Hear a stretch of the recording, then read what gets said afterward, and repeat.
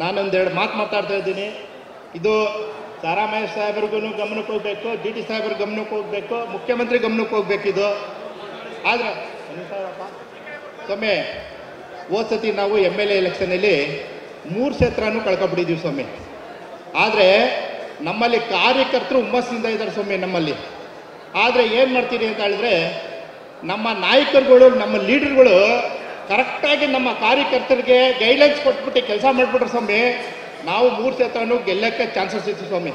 ಇವಾಗ ನೋಡಿ, ನಮ್ಮ ಡಿ ಟಿ ದೇವರ ಸಾಹೇಬರು ಏನು ಹೇಳಿ, ಅವ್ರ ಕ್ಷೇತ್ರದಲ್ಲಿ ಯಾವ ಥರ ಕೆಲಸ ಮಾಡಿದ್ರು ಬಸವಣ್ಣವರು, ಏನು ಹೇಳಿ, ಹೆಂಗೆ 38,000ದಲ್ಲಿ ಗೆದ್ರು ಅವರು. ಇವತ್ತು ನೋಡಿ ನಮ್ಮ ರಾಜ್ಯದ ಥರ ಕೂತವ್ರು ಉಸ್ತುವಾರಿ ಮಂತ್ರಿಯಾಗಿ, ಏನು ಶಿಕ್ಷಣ ಸಚಿವರು ಇವತ್ತಿನ ದಿನ ಅವರು.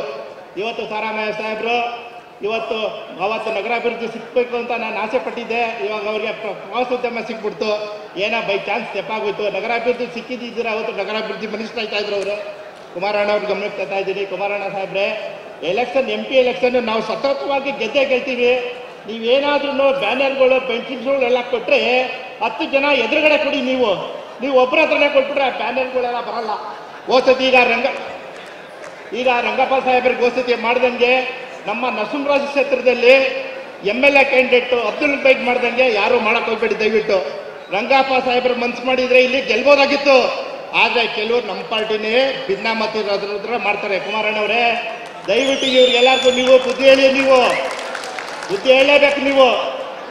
ಬುದ್ಧಿ ಹೇಳಿದ್ರೆ ಆಗೋದಿಲ್ಲ. ಡಿ ಟಿ ಸಾಹೇಬ್ರಿಗೂ ಇದು ಹೇಳ್ತಾ ಇದ್ದೀನಿ ಗಮನಕ್ಕೆ. ನೀವು ನಮ್ಮ ಲೀಡರ್ಗಳಿಗೆ ಸರಿಯಾದ ಮಾರ್ಗದರ್ಶನ ಹೇಳಿ, ಅವ್ರ ಕಾರ್ಯಕರ್ತರ ಜೊತೆ ಚೆನ್ನಾಗಿರಕ್ಕೆ ಹೇಳಿ ದಯವಿಟ್ಟು.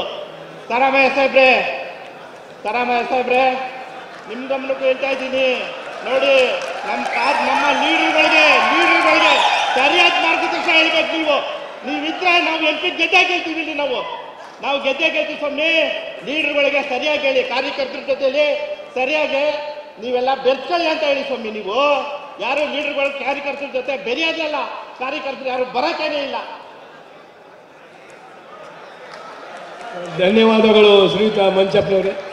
ದಯವಿಟ್ಟು ಕುಮಾರಣ್ಣವ್ರಿಗೆ ಹೇಳ್ತೀನಿ, ನಿಷ್ಠಾವಂತ ಕಾರ್ಯಕರ್ತರುಗಳಿಗೆ ನಿಗಮ ಮಂಡಳಿಲಿ ದಯವಿಟ್ಟು ಅವಕಾಶ ಮಾಡಿಕೊಡಿ ಸ್ವಾಮಿ. ದಯವಿಟ್ಟು ನಿಷ್ಠಾವಂತ ಕಾರ್ಯಕರ್ತರುಗಳಿಗೆ ಹೇಳ್ತಾ ಇದ್ದೀನಿ ಅಣ್ಣ, ನಿಷ್ಠಾವಂತ ಕಾರ್ಯಕರ್ತರಿಗೆ ನಿಗಮ ಮಂಡಳಿಯಲ್ಲಿ ಅವಕಾಶ ಮಾಡಿಕೊಡೋಣ ದಯವಿಟ್ಟು.